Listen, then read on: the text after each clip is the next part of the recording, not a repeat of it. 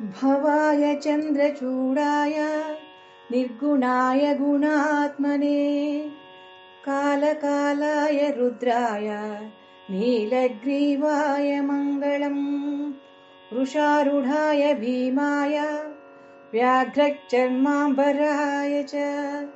पशूनां पतये तुभ्यं गौरीकान्ताय मङ्गलम् भस्मोद्धूलितदेहाय व्याळयज्ञोपवीतिने रुद्राक्षमालाभूषाय व्योमकेशाय मङ्गलम् सूर्यचन्द्रग्निनेत्राय नमः कैलासवासिने सच्चिदानन्दरूपाय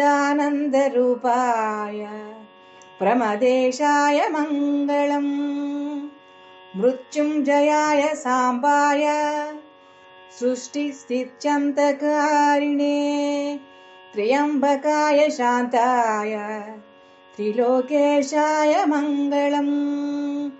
गंगाधराय सोमाय नमो नमो हरिहरात्मने उग्राय त्रिपुरग्नाय वामदेवाय मङ्गलम् सद्योजाताय शर्वाय भव्यज्ञानप्रदायिने ईशानाय नमस्तुभ्यं पञ्चवक्त्राय मङ्गलम् सदाशिवस्वरूपाय नमस्तत्पुरुषाय च अघोराय च घोराय महादेवाय मङ्गलम् महादेवाय मङ्गलम् महादेवाय मङ्गलम्।